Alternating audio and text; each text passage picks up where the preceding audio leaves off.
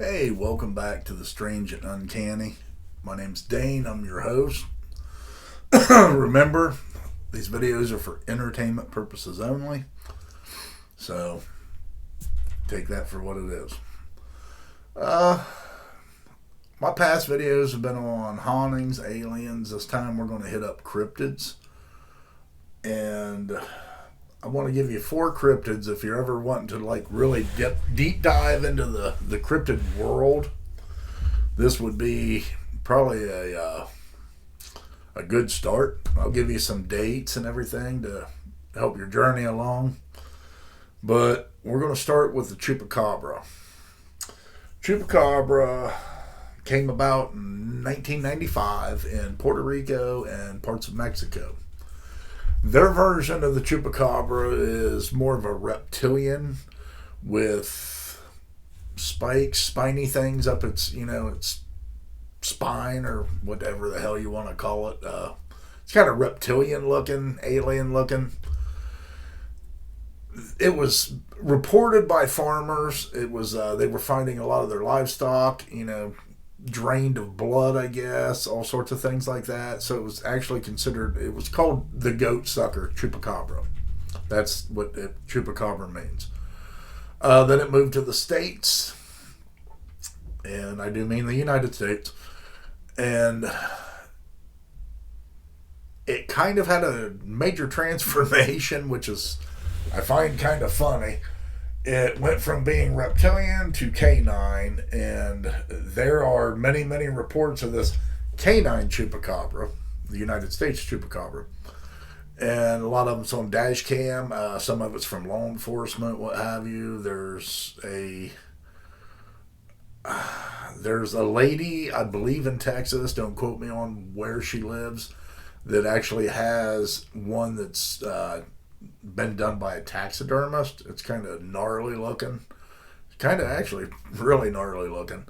But it, to me, they kind of look more like a mangy ass dog, wolf, coyote, maybe inbred kind of mix with mange. I mean, they're definitely disturbing looking, but I think there's more of a scientific reason behind that. So we're going to leave that one at that. If you want to research it, research it. If you don't, move on.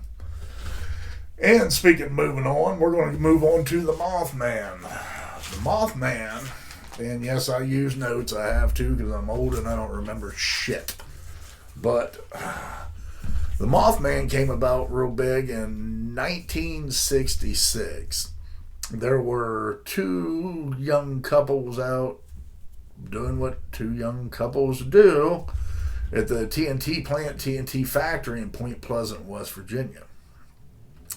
They came upon a creature that had red eyes, winged, very, very tall. I think at least 7 foot tall, I believe is what they said.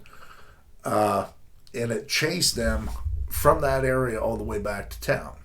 Well, they went to the local police department, sheriff's department, what have you, and reported it. And of course, there were people going out hunting the beast, everything else. Well, 1967 rolled around, and there were reports of this creature supposedly around the Silver Bridge, right around the collapse time. And the Silver Bridge collapsed in Point Pleasant, and like I said, it was quite the tragedy. There was several people unalived. But there were reports of it, and it supposedly was hanging around a bridge. So of course, there was people that thought it was a messenger, an alien, some type of, it just goes on and on and on what it is. But it's interesting nonetheless. So if you really want to deep dive something, Mothman would be a good one. They still have a festival every year about it. It's pretty cool. So we're going to move on from there to one of my favorites, and that is the Dogman. The Dogman is kind of a newer creature, or cryptid, werewolfish kind of thing. I don't really know how to... They call it Dogman. I consider it a werewolf that probably just don't have to transform back and forth. But anyhow, long story short, there's been reports. Let me start this off this way. There was a DJ, and I believe it was 1987, somewhere around there, and he put a song out during Halloween, had to do with the Dogman. That caused some kind of frenzy and all this. But even with that said, there have been reportings of a Dogman type creature since the 30s, which heavily predates, any kind of DJ or any of that crap. But since then, 2003, there was a book that came out called The Beast of Bray Road, which is very interesting. I listened to it on audio. My eyes just can't handle sitting there trying to read shit anymore. But I still listened to it. It was pretty awesome. With that, Bray Road's a little area in Wisconsin. It's just a stretch of road, and there were numerous accounts of it. It's really cool. I would definitely check into it. Then we have Land Between the Lakes in Kentucky, Tennessee area. It is a recreational area, and there was a supposed unaliving of a family that was camping there. Really hard to determine whether or not this happened because the reports are so conflicting. I'll be honest with you. If it did happen, I would be amazed. I think it's total bullshit. I really don't. I don't know how to take it any other way. It just, there's not enough information. It seems a little made up to me. With that being said, the Dogman, on the other hand, I do believe in the Dogman, and he may be in, Land Between the Lakes. This incident, I think there would be a hell of a lot more documentation of it if it was a real thing.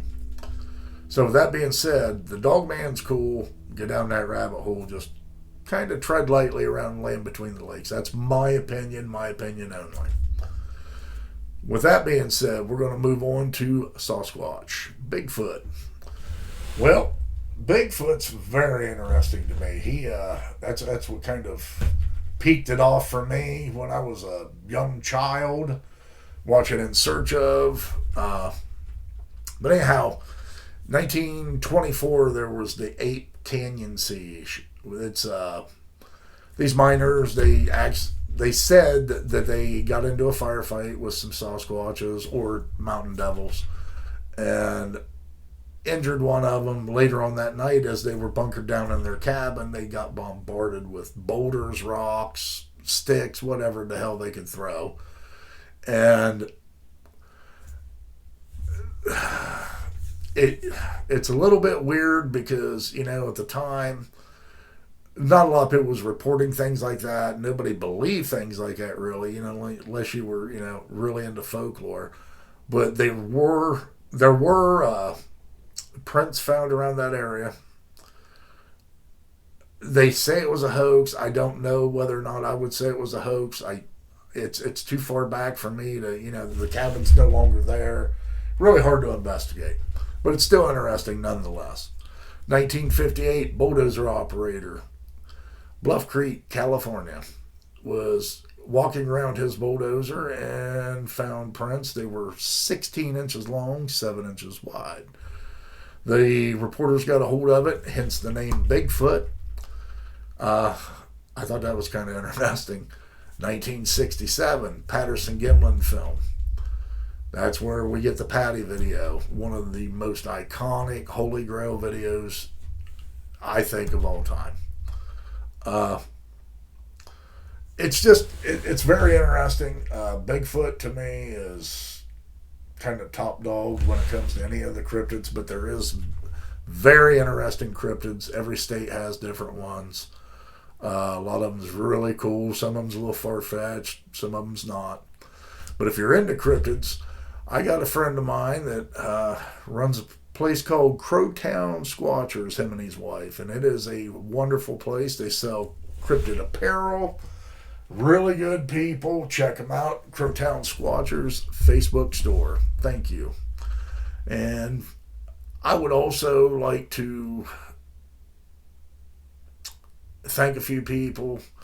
I'm going to put a list up here. It is going to be Robert Bowman, Aiden Smith, and Javen Duran for all their help in my videos, because I know nothing about this shit. So like, share, subscribe, comment, whatever you want to do, and I will see you next video. Thank you so much.